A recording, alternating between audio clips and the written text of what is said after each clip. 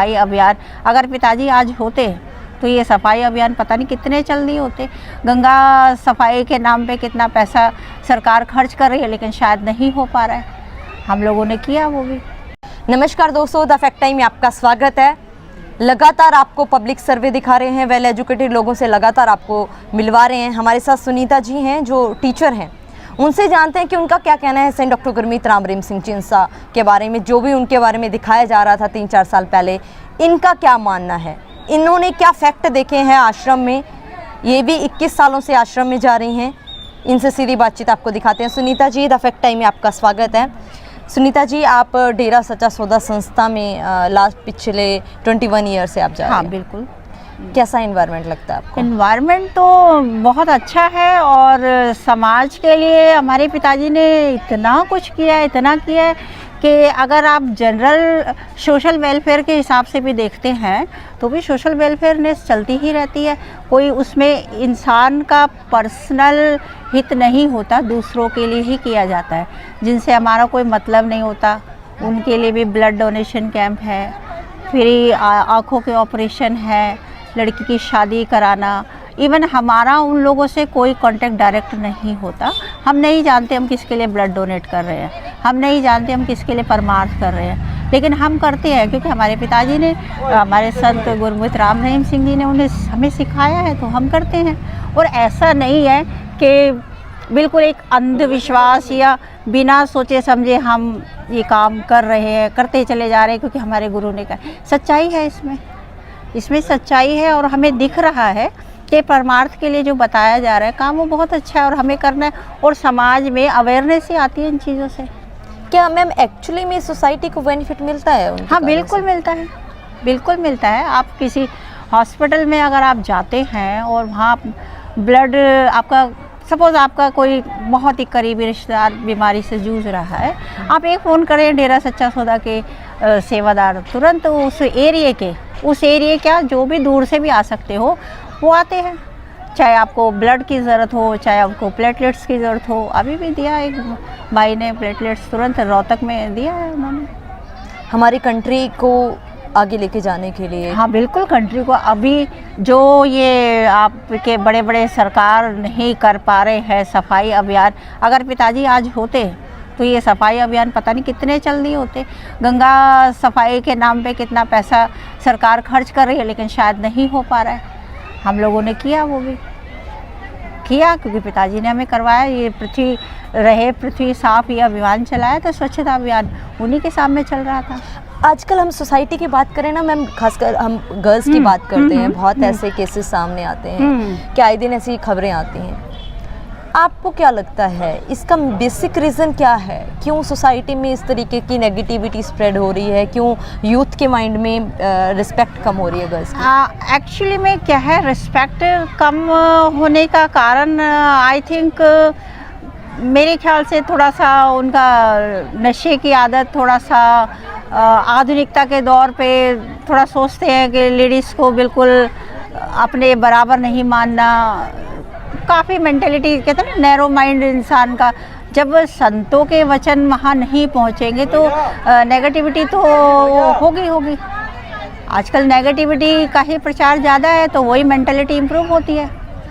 कोई इक्वल तो नहीं मानते ना, तो नेगेटिविटी का असर जो है ना पूरे एनवायरनमेंट पे पड़ता है। जो हमारी यूथ इन अच्छे कामों से जुड़ेगी नहीं तो वो समझेगी कैसे? दूर दूर से आपने देखा, उस चीज़ का नेगेटिव थॉट बना लिया, वो एक अलग है। एक उस एनवायरनमेंट में जाके सेवा करना, उस एनवायरनमेंट में जाके रहना, उससे दिमागों पे ज़्यादा फ़र्क पड़ता है। वो चीज़ मिल नहीं पा रही यंग जनरेशन को, कहाँ मिल पा रही है। संतों को तो बाहर आने नहीं दे रहे हैं। गुरुजी ने क्या कंट्रीब्यूशन किया है वुमेन एम्पावरमेंट के लिए? हाँ, गुरुजी ने बहुत किया है सशक्तिकरण का। उन्होंने अपने बच्चों को, यूथ वीरांगनाएं का सेवा शुरू करी है। अपने बच्चे को एजुकेशन, अपने बच्चों को, लड़कियों को, गर्ल्स को सारा सिखाया है। सेल्फ डिफेंस का भी सिखा रहे हैं, एजुकेशन बराबर की दे रहे हैं। उन्होंने एक और मुहिम शुरू किया है कि अपने माता पिता के लिए लड़की आखिरी टाइम में कंधा दे, और कुल का क्राउन उन्होंने शुरू किया है। जैसे किसी के बच्चा मतलब एक लड़की है तो वो लड़की अपने घर लड़के को लेके आए, वो भी शुरू किया है। तो इस तरह से बहुत सारी चीज़ें नए बहुत सारे जो शुरू किए हैं उन्होंने गुरुजी ने। आज सोसाइटी को ज़रूरत है मैम गुरुजी? हाँ बिल्कुल है, 100% है। अभी क्या इम्पैक्ट पड़ रहा है उनका सोसाइटी में ना रहने से? सोसाइटी में ना रहने से सारा ही पड़ रहा है, सारा खुला पंजाब है, हरियाणा है, दिल्ली, कहीं भी लगा लो नशे का पूरा व्यापार हो रहा है। एजुकेशन उस तरह की हो रही है, नशा खुल के चल रहा है, सारा ठगी बेईमानी चल रही है। हमारे पिताजी ने सिखाया पैसा कमाओ, मेहनत से कमाओ। अब वो चीज़ें जब नहीं मिलेंगी तो कोई भी भटकेगा। वो शिक्षा समय समय पे मिलती है तो असर होता है, नहीं होता तो फिर कोई भी भटकेगा। एक तरफ मैम उनके सोशल वर्क्स हैं, दूसरी तरफ उनके ऊपर इतने एलिगेशंस लगाए जा रहे हैं, क्या कहोगे आप एलिगेशन? हाँ, एलिगेशन तो निराधार है। एलिगेशन तो किसी पे भी लगा दे, मैं यहाँ खड़ी हूँ मेरे पे लगा दे कोई एलिगेशन। एलिगेशन का क्या है? एलिगेशन लगाने में कुछ नहीं जाता, ये थोड़े से पैसों से, थोड़े से लालच से कोई भी एलिगेशन किसी के ऊपर लगा देता। मीडिया में भी बहुत कुछ दिखाया जा रहा है। मीडिया के बारे में तो मैं क्या कहूँ, मीडिया तो कुछ सच मेरे ख्याल से दिखाता नहीं, सब टीआरपी का चक्कर है। आप क्वालिफिकेशन क्या है आपकी? मेरी MA BEd। वहाँ पर तो ये भी बोला जा रहा था कि आश्रम के साथ पढ़े लिखे लोग नहीं जुड़े हैं, अंधभगत बुलाया जा रहा था। नहीं, क्या ऐसा कुछ नहीं, ऐसा कुछ नहीं है। पढ़े लिखे हैं, मेरे बच्चे भी पढ़े लिखे हैं, मेरी बेटी CA है, मेरा बेटा इंजीनियरिंग कर रहा है, मेरे हस्बैंड है, पूरा परिवार जुड़ा हुआ है, ऐसी कोई दिक्कत नहीं। ऐसा कुछ नहीं है, हमारे जैसे बहुत हैं, हम तो कुछ नहीं, हमसे बड़े बड़े बहुत हैं, डॉक्टर हैं, इंजीनियर, सब जुड़े हुए हैं। फिर क्यों डिफेम करने की कोशिश की जा रही है मैम संत? अब ये तो इंटरनली देखो, ज़्यादा तो मैं नहीं बता पाऊँगी, लेकिन जो आई थिंक मैं जो सोच पा रही हूँ वही है कि सब नोटों वोटों का चक्कर होता है आजकल, सब पैसों का चक्कर ही होता है, इसी वजह से। आप पब्लिक को अपनी वीडियो के द्वारा क्या फैक्ट बताओगे, क्या अवेयरनेस दोगे भी? एक्चुअली में फैक्ट क्या है डेरा सच्चा सौदा का, संत जी का? डेरा सच्चा सौदा का इफेक्ट तो आज भी वही है जो पहले था। आज भी सेवाएं वैसी चल रही हैं जो पहले थी, अनुयायी आज भी जुड़े हैं जो जैसे पहले जुड़े हुए थे। कितने लोग हैं उनके साथ आज?